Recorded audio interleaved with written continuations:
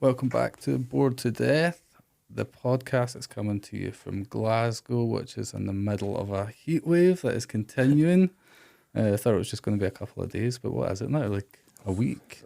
At least a week. It was a lot longer because we're not used to it, man. But It's good, and the weather forecast says it's to continue, so we're all dreaming big. This week we've got Paul and Mark with us, and if you're from Glasgow or Scotland, I'm sure you'll know of them and know of their store, FAKIE SB. I'm just going to go right into it, guys. Who wants to kick off? You go, man. Go for it yourself, man. Just fire it into the into both of us, and we'll see what you want to See go. how it goes. Just the question we always start with. Yeah. Do you remember getting your first skateboards, and how did you get into skateboarding? I probably First skateboard. Pretty much, I think the first actual skateboard was like maybe when I was like 11, and I remember it was like what's the swearing protocol in here? You can do it. Anything. Just in case I end up slipping up. No, that's fine. The C-bomb's been done a million times. See. So I had this wee old school skateboard, but it was one of the ones that had like an actual metal bar that tucked underneath it, Right. so you could pull it out and it turned into a scooter. And then it was I so do remember weird, man. that. It was so fucked, but it was one of those ones where just like, get a wee go, and it's class. And I was just like, I end up just like, fuck that handlebar, man, take it. And then I just started off with like Argos skateboards, the usual pattern. And then I think the first proper setup was from Clan, for Jamie for Clan, man. Ooh. That must have been a good like, I don't even know. I think I was like maybe 16 at the time, 15, something like that. And I was like proper, but I always used like skateboarding to like cut from A to B. And then it wasn't until I got like proper setups, and it was just like started focusing on like trick things and everything else, man. Ooh.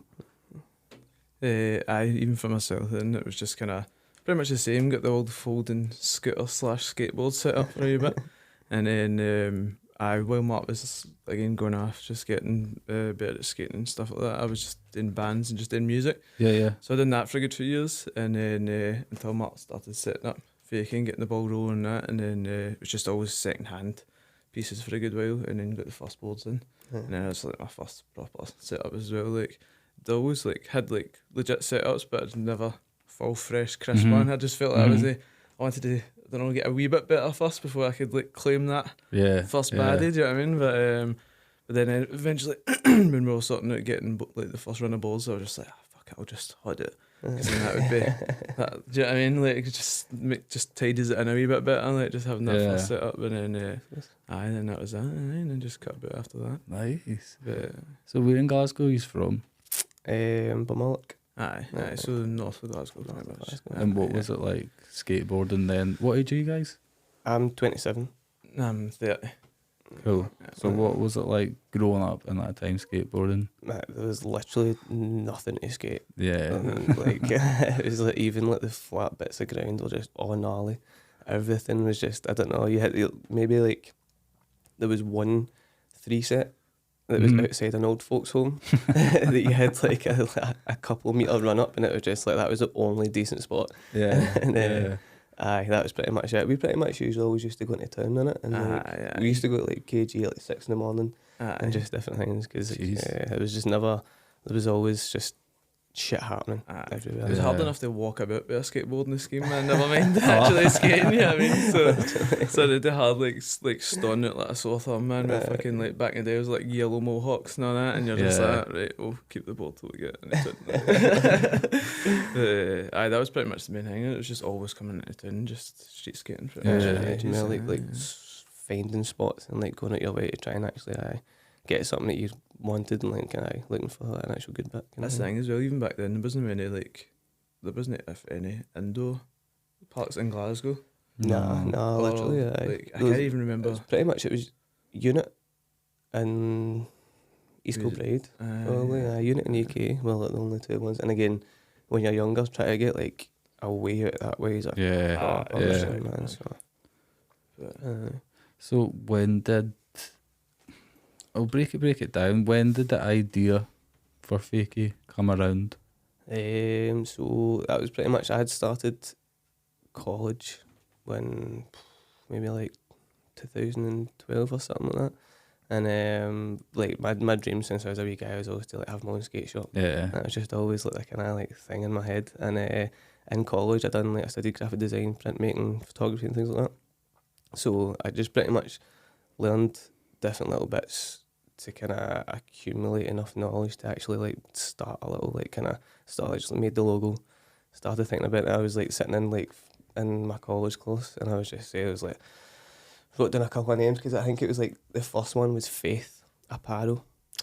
And then I was sitting there and I was just like, and then I'm pretty sure I was running it past Paul and I was just like, what do you think of this, man? He's like, dunno, man, dunno, this and that. Because was the logo, I don't know why in my head, but I feel like I remember something with wings. Oh, 100%. Oh, yeah. So I was like 17, 18 at the time, so I was like, oh, this is cool as fuck, man. Like, yeah. But, and then I came up, because like, so pretty much Fakie's skateboard terminology for rolling backwards, for anybody that doesn't know.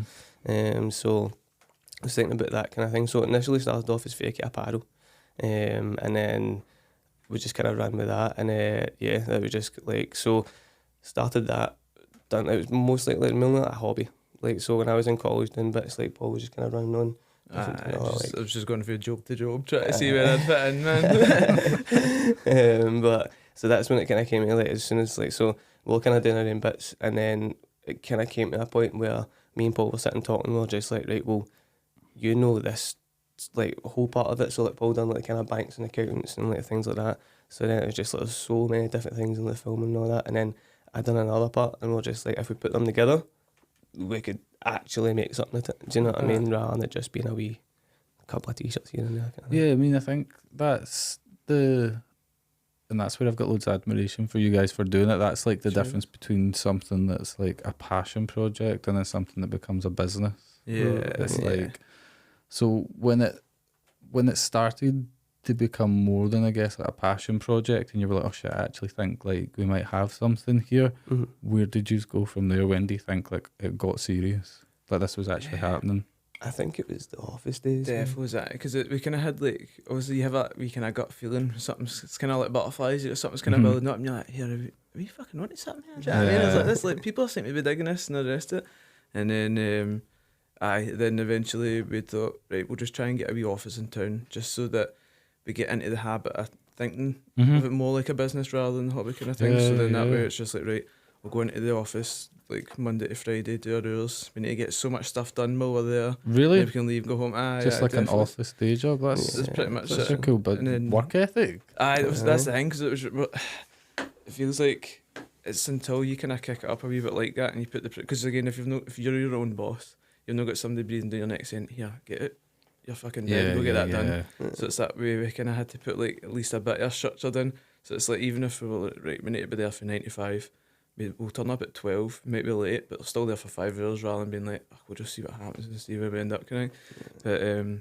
But so then that was even good for us as well, because we're all so young, like messaging people online and saying like, do you want to come for a meeting and that, and they're like, what, these are 2 wee guys, and then we were like, we've got an office in Charing Cross, and they're like, fair play, I will come up and see it. And then like, we're sitting there like, I take a seat on the couch, man. And, like, it was so mad, man. I remember like just before the office days, like we were living in like my grand's house at the time, and we had like I can't remember, I met this link for this billboard company. One of my pals worked for this billboard company, right? And I was like, right, get a fucking Fakie billboard, blah blah, this and that. And I said to him, like get the guy, get like your like boss or whoever to come down and sit and talk to us. So I told him to come down to my grand's. And it was hilarious, man. This dude in a like full scale suited and booted comes in with a briefcase and everything, and he's just like, oh, I'm here to talk to Mark Fakie, blah blah blah, about a billboard. And I was like, hi, that's me, man, come on in. Just sat in my grand's kitchen talking about fucking pricing and shit like that, and it was hilarious. But then he hit us with some crazy numbers, and that sounds class, man, sounds class. As soon as he left, and I was like, nah, I'd delete that number. It's pure, but it was hilarious, man. Just be like, my gran and papa in the living room, and then we're in the kitchen with that mad suited and booted guy. Like, you know. That's the mentality, but it's like having like 2 t-shirts that have been like, let's get a billboard. It's true. It's true. That's true. No, I can't even imagine how much that would have been like. Just even like thinking about how much an advert is. a magazine, like to think that's a it. billboard. Yeah. But no, you still right. Like, I just That's it, you don't actually get it. I don't know, 100%, you find yeah. it somehow. But that was the thing. So even from, so the office was that kind of first kind of base that we had. Aye. And then you get, again, if people aren't kind of taking you seriously straight off the bat, and then you're like, right, come to the space that we do everything in. And they see it and see, like you said, the work ethic and everything else. I'm like, all right, cool, let's maybe do something then. But that was probably, that's what got us into that structure. And then it would have been going out the first shop. Because at the same time, we were doing weekend jobs as well the whole time. Yeah. Stuff like that. So then it's that way, like, I was juggling the both. So then it was going into the shop and stuff. Yeah, because I think we got into like the first shop in the shopping centre, was just this wee cube. Aye. And then as soon as we were in there, set up, and we were just like, nah, we need to go bigger. Do you know what I Yeah. mean? Where was that? Where was that we first one? It was in the Savoy Centre. Oh, cool. So cool. cool. Yeah, It's like yeah. Hill Street, aye. So that was not bad. So we literally were in that wee unit for maybe like 3 months, Aye, 4 must months or have been, something, aye. and like, pretty much everywhere we go, we get itchy feet. As soon as we're sitting like kind of chilling and everything's alright, we're just like, Things get too normal. aye. I mean, like we kind of thrive when everything's just up in the air, and we're like, oh fuck. Yeah, yeah. But So aye. at that point, what did you know about business? Like, in a sense of, like, you go to that unit, you set your rack up, you've got your t-shirts, and you've got your till, or did you just do like this, like a business plan? This is where we want to be. This is our expenditure. This is what we need to make. Like, Yeah. how did you just navigate through that at such a young age? So pretty much we'd done, like Martin, we'd done different things before and that. So I worked for Lloyd's Bank for like a couple of years, and then worked for a chain of restaurants doing their accounts. So then that's where I learned kind of different marketing things as well through the different places. But even on top of that, it was more, we'd sat and done a business plan right enough to get the first shop. So that we had to have that done before then. But literally internet, just sitting researching as much as you could. And like, again, a lot of the time we used to spend a lot, like even networking with other people that were like twice our age, running all these mad businesses. I mean, one time we'd went to, when it was in town, and we just walked up, just like an open networking session kind of thing with just different entrepreneurs.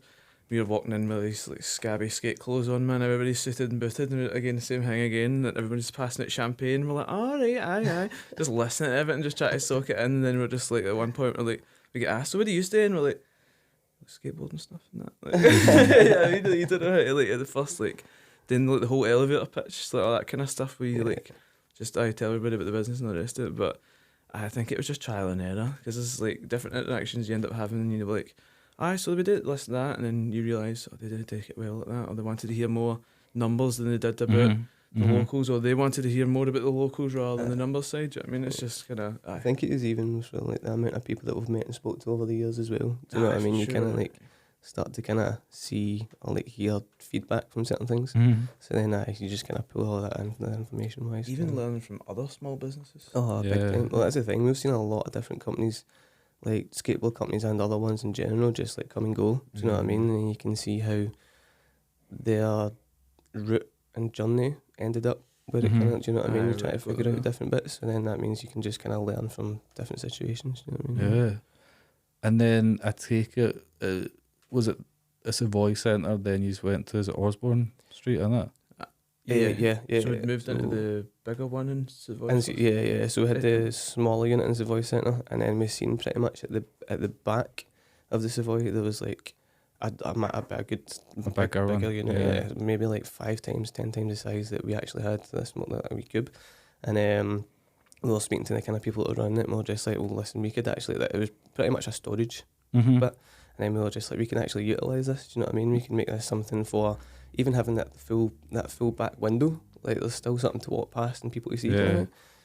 So we done that, moved in there, and then because it was such a big space, we built ramps inside, and then we were pretty much became, like, at that point, we became like the first kind of skate shop in Glasgow, Scotland that you could actually skate in. Do you know what I mean? Like an actual, so you could like buy a board, test it there and there. Do you know what I mean? Just the same as if you go to like buy a guitar, you could test it, play it, and then it's the same thing with a skateboard. Do you know what I mean? Some people have picky decisions about their sizes or like preferences and things like that. So you can just be like, aye, test it out, man, see how you feel, and then just kind of. It's that way as well. We hate, like, because usually, especially beginner skaters, have never had a board before, so they usually come in quite nervous, not knowing where to start and things like that.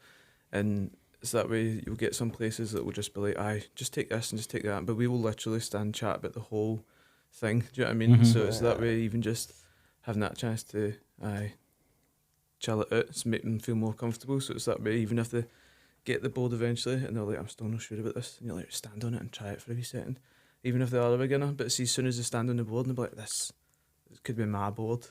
Do you know what I mean? When they're literally physically on it, they're like, this could be my board right now, and they're just like, fuck it, let's go for it. Yeah. And do you know what I mean? And then they're just, rather than being no sure when they leave, they're like way more confident, being like, no, this was a heavy good move, man. I can't really get into this. Do you know what I mean? Yeah, 100%. So even so, we're in that bigger space in Savoy, and then we're in there for about 2 years, and then that's when COVID kicked in. So and then obviously like so much stuff happened with COVID. Do you know what I mean? Like everybody's like, business wise and just everybody in general. Do you know what I mean? Even when COVID kind of stopped, people still didn't commit for ages because it was that way. You never got the like footfall and different things as well. Do you know what I mean?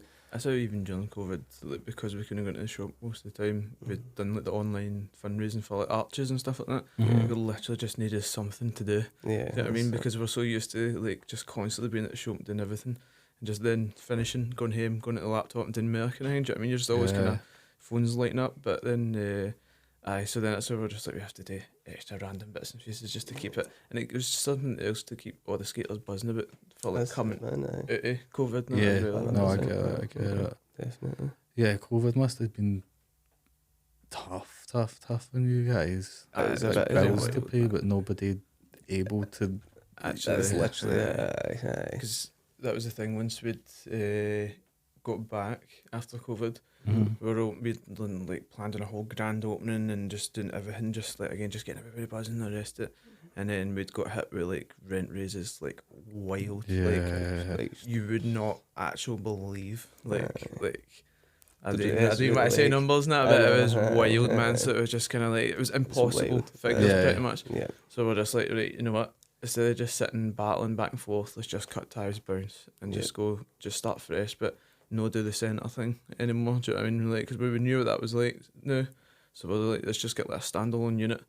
Nobody answer, nobody checking up on you, no, like, do you know what I mean? Like, just your customer base as well that's coming in all the time. So they're like, just kind of. That was the thing in Savoy as well, because there's a certain type of clientele that used to go all the time. So then, because that centre's been there for years, so then you still get the kind of same people who always go, and then you'd literally get like the kind of like people just like shredding the ramps inside, and then just like an old guy and woman standing at the window just staring. Obviously, it's fair to us because it's like you'd be curious in that, but see when it's just like a kid's trying to ollie for the first time, and they've just got like a whole group of people just like, what are they doing? Do you know what I mean? So it's just like, you had to like, we eventually got curtains. There was literally curtains on the side of the unit that faced into the centre where people would walk by, and literally put curtains up just to like make everybody feel like a bit chill. Felt like you're in a fishbowl, people watching. Literally, it was brittle. But then from there, then I guess it was. I went to Osborne Street after the bigger unit. So, just in regards to like your support, is it hard being like an independent store with competition from like obviously like bigger or like more global brands? For example, if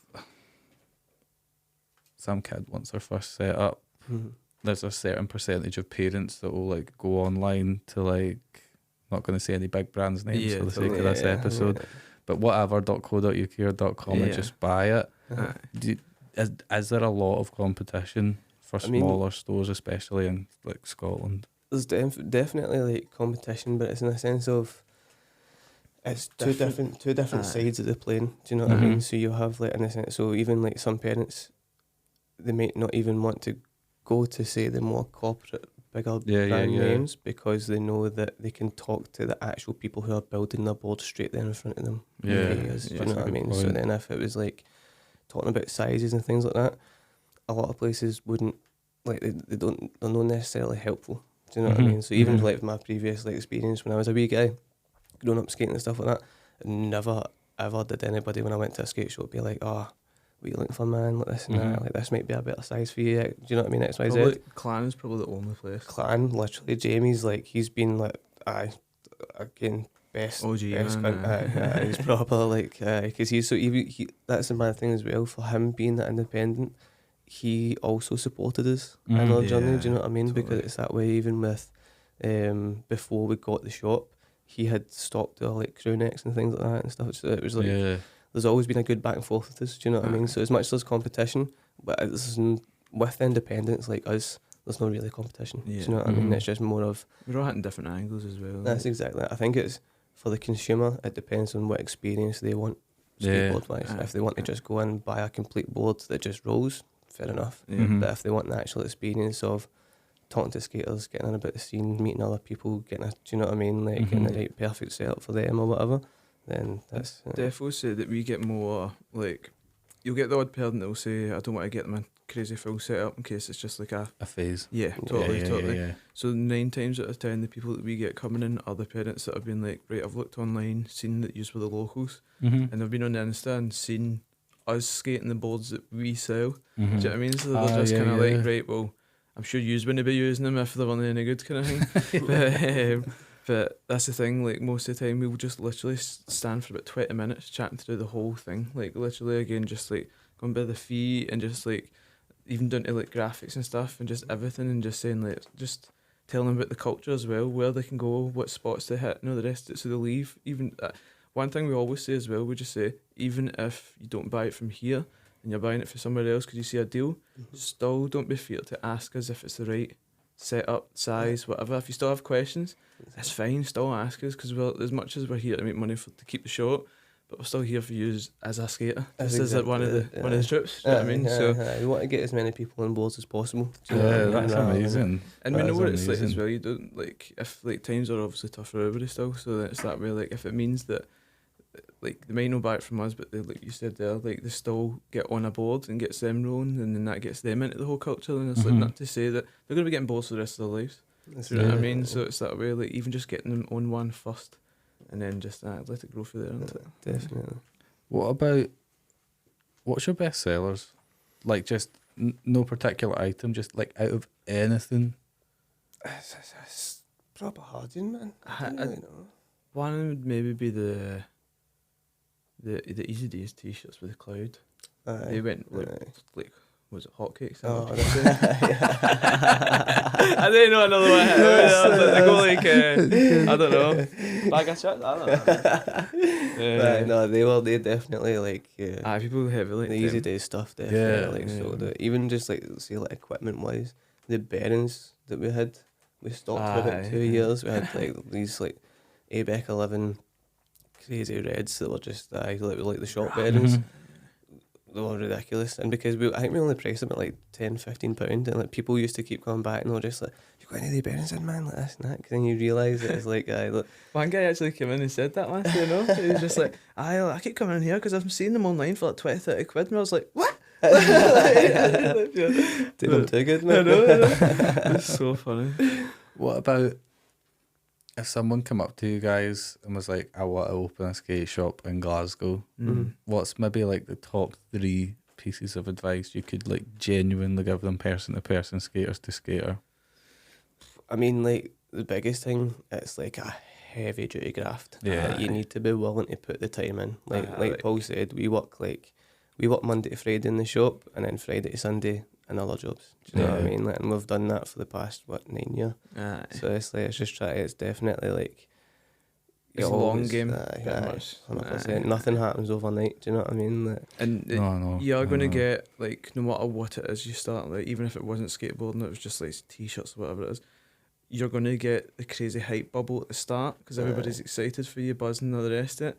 But then you need to think about your steady day-to-day after that. After the party's finished and everybody's went home and everyone, like, that was some night, some event they've put on, you're back into the shop tomorrow, doing the same thing, hanging or no, do you know what I mean? Like, so what you doing that day? So it's definitely that, it's trying to think, how am I doing this long game? It would be good and it would be fun to do, obviously. But if you wanted to like really turn it into something, it would definitely... And again, even like another one, like, even like some people go into business thinking, I'll become a millionaire in 6 months. Do you know what I mean? Like, Yeah. I'll get a shop, sell hundreds of boards, sell this and that, and I'll just have mad dough. And it's just like, nah, this doesn't happen. Do you know what I mean? Like, literally, It's kind of hard because as well, like, you'll see people that will be like, right, well, I don't want to make any money for the business. I'm going to do it just off just the people and all the rest of it. Mm-hmm. But you still need the money to be able to do that for the people.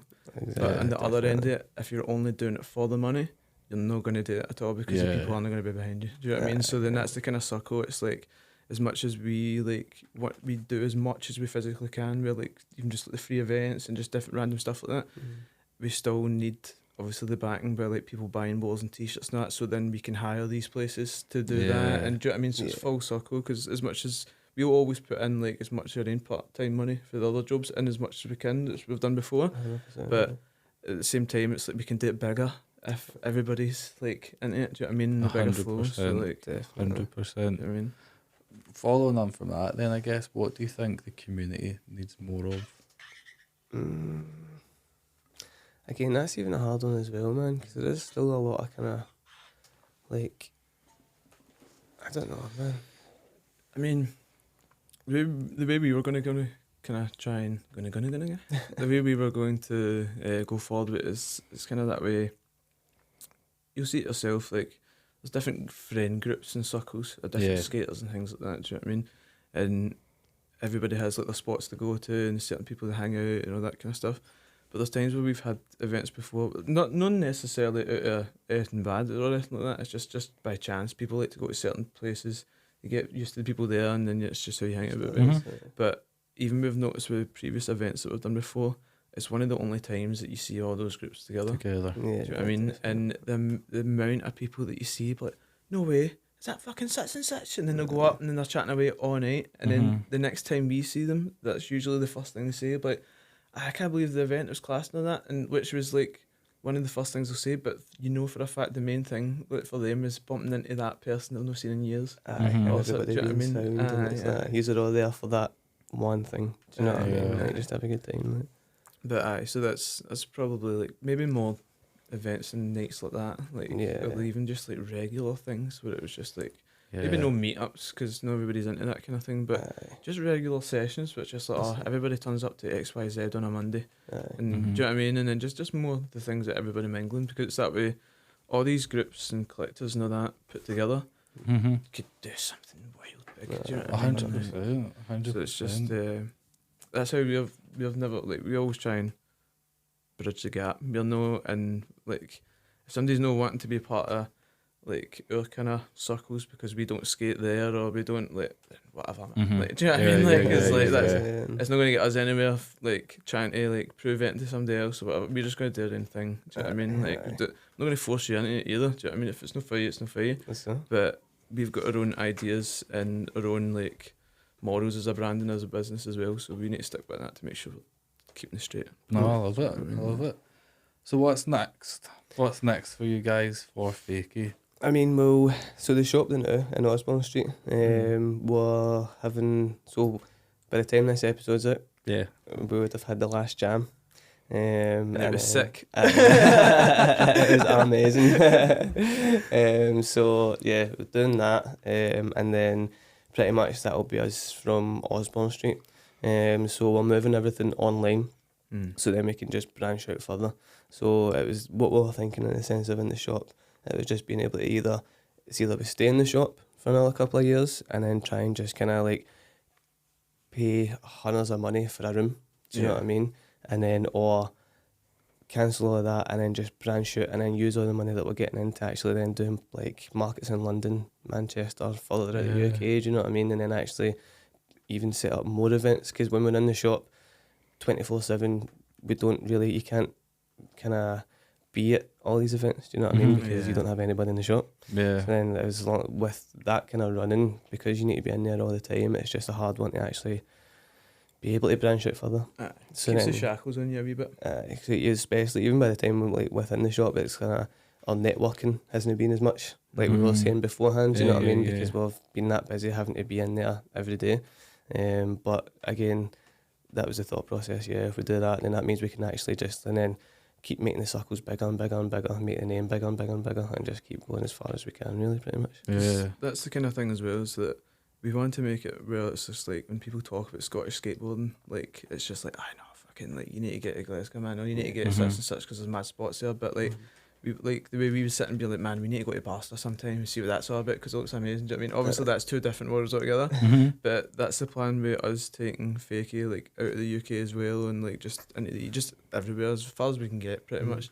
It's also taking the Scottish skateboarding scene with us. So then we can talk about it as well. So we'll like, that's the plan, is like us travelling, talking about the brand, but then obviously the brand is Scottish. It's built as our grassroots. So then we just start hyping up about the Scottish skate scene as well. And then if we can link up events like from abroad to here, and then transfer that over to the locals as well, and then they eventually have connects from like Spain and like Italy, just anywhere, and then again just the whole Scottish skate scene then gets spoke about even more, just in the whole overall skate scene. Just, do you know what I mean? The word just spreads further and further. Innit? That's exactly it. So that's because we know that what it kind of takes for us to do the shop and everything like that now, and like Mark was saying before, we get itchy feet, so we feel like we've kind of hit the roof of creativity with the shop, like so we're just like, right, how can we do it more bigger and like reach to more skaters and all that as well, and like have people getting to the point where we hold an event in Glasgow, but there's people from, like we were saying, Newcastle, London, anywhere coming through to that because we've met them in person. Do you know what I mean? Because like I was saying before, like the whole online competition in general is obviously quite intense because you've always got people like even if it is a startup brand that has only had 2 posts, but one of them could go viral. And then it's just like you've got that to kind of compete with. But our version on the flip side is that we'll be one of the only few people that will literally drive up to your front door and be like, how you doing? What's happening? How you getting on? Your skate shot's brilliant and that, blah, blah, blah. And then like, again, that's the plan, to get FAKIE SB clothes and bowls and all the rest of it and all these other shops. But instead of just message you online, we'll come up to and be like, tell you about the Scottish skateboard and tell you about everything that, and then just link it all up. 100%. No, you guys have an amazing way of just like looking at it. Like, there's a lot of people that would think just because they've decided to close the shop, like feeling defeated or whatever. But what you just said there's just like, no, it's actually like even better. That's 100%. It's even better than that. But it as well, I guess it's just like a sign of the times. We just skate shops, unfortunately. Like, even serious like retail shopping in general. Oh, even 100%. just like in the city centre, there's just nobody. Oh yeah, 100%. And it's like even like big corporate companies are shutting shops. So it's just like you're getting to the point now that it's like, it's like you were saying, it's just the sign of the times, man. It is sad. I don't know if it's just because I'm 30, like a millennial, but like going to the shops, whether it was for your skateboard, your skate clothes, your CDs, like there was just something like more to it, like 100 more times physical. That's it. Definitely. I think it'll be missed, like definitely. But as we said, sign of the times. It just seems to, and as you just said, it's affecting like everything, but nothing's safe now. See, that's like you're saying there, like as much as we're like, we could still stay, like the shop still could be a thing, but we want to. So then, like you were saying before, we knew people would be like, oh, no, people have said it before, like, oh, I'm sorry to hear about the shop and that, and we're like, no, look, it was your choice. We're deciding it. Like this is the next move. Like, do you know what I mean? But again, that's people are so used to seeing, because of the sign of the times, like other businesses when they move at the shop, it means that's them done, just gone kind of thing. So then that's how we'd even done like the t-shirts we have now literally say "here for good" on them, because they were just like as much as the shop's not here, we're literally going to be here for good. We're long game, like, do you know what I mean? So then that's like the consistency that we're trying to like nail down. So you're just like, we're the brand that you can grow up with and don't worry about us disappearing. We're always going to be doing stuff. No, I feel that we usually are still going to be here in 20 years. 100%. Because that's even the thing as well. Like even just kind of with the like Scottish skateboarding in general, like we got nominated onto the actual Scotland skateboard board. The board for Scotland skateboard. So even with that as well, it's just like kind of like integrating. Just getting even more and more people with the scene to be able to push things out, because that's the thing as well. Even with that, we can now actually take feedback from all the locals and like kind of like the younger people that might not have the reach to be able to say, oh, like this is what we need more. Do you know what I mean? Like we're saying events and things like that, and then that's like it's good to be able to even have another kind of more of a say as well within all the kind of Scottish skateboard stuff in general. So, What about your own personal skateboarding? How's it going? I'd say, yeah. See for myself, like, so see when I'm in the shop, right, we've got ramps in the shop, right, obviously, right. So see when I'm sitting there, like, I'll be literally on the laptop and the rest of it. Again, this is the bad end of the work ethic. Okay. It's the guilt, right? Do you know what I mean? So I'll be sitting there on the laptop and that. I'll be like, right, cool, right. Need to make sure I get a wee skate on the day, this and that, and then I'll start, and then I'll feel guilty, like 2 minutes in, being like, the fuck are you doing? Why are you skating? You should be on there doing X, Y, Z, sorting this. You're in the show. You might be working that, blah blah blah. And then I'll be like, right, cool, get to that, and then you've got a lesson at like 5 o'clock. But again, you're just like doing ollies, just kind of cruising, doing wee basic bits, and then you're bust by 6, and then I'm like, right, I can't be fucked skating. I just want my dinner and go lie down, man. So like, I've literally been trying to break that so hard, man. So like, that's again what I'm excited about. Going out to the shop, I'll be able to do the work at any hour of the day and still go out, get a skate, meet everybody else, come back, do the rest of it. But aye, so mine's is still on the grind. That's film my life and all, but man, too busy being behind the camera. It's my excuse, anyway. Big cruiser wheels, I think, big massive boards. My skating in general, I don't know, man. It's just like, I've just kind of always been a street rat for all my days. Until we got the shop, got like the quarters, and I was just like, well, I guess I need to try and learn how to skate ramps now. And so I started skating a bit of transition. Then when we got the set up in the new shop, I just started kind of taking my street stuff into transition and then kind of working it out kind of thing. So it's been no bad, man, but it's just definitely, again, like Paul was saying, I'm definitely maybe more keen for the skate when I'm in the shop. I'm just like, fuck it, leave a laptop down for an hour. I'm keen for the gout foot too.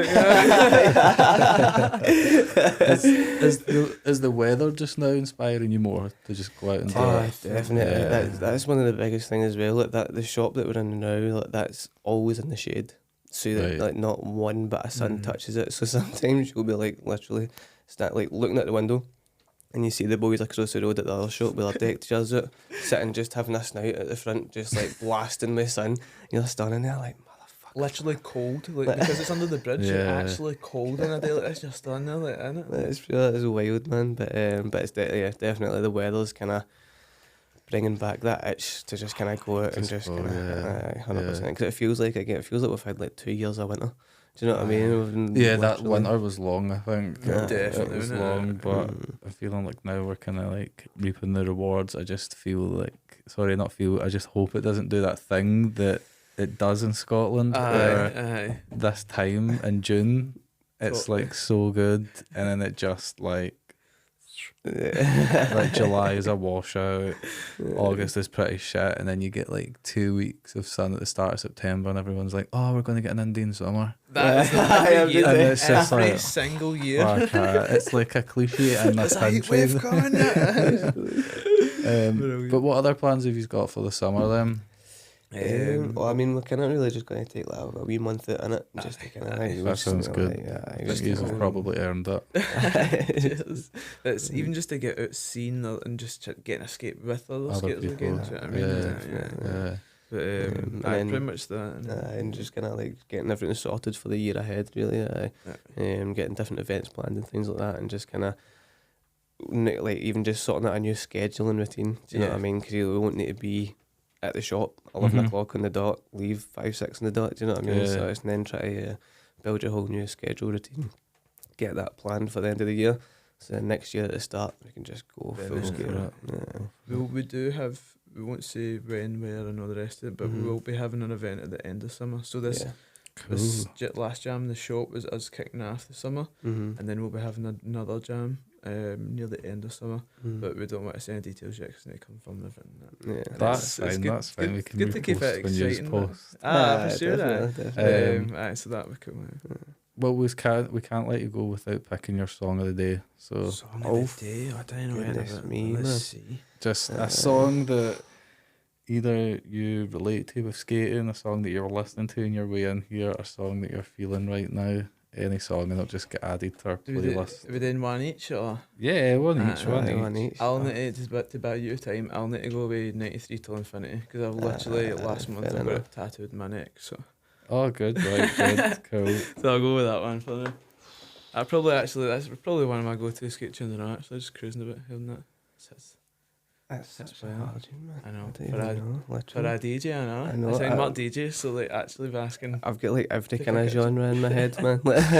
Every song changes. Like, I'm going to pick My Way by Limp Bizkit because Decent, I don't know what aye. it is, if it's like some sort of PTSD or weird memory, but anytime the sun comes out in the summer, I just get in like a Limp Bizkit hole. Nice. I don't know Takes what you it straight is. back, man. Yeah, I don't know if it literally takes me back to like summer '01. But yeah, I've been listening to it a lot in the train the last That's few class. days. class.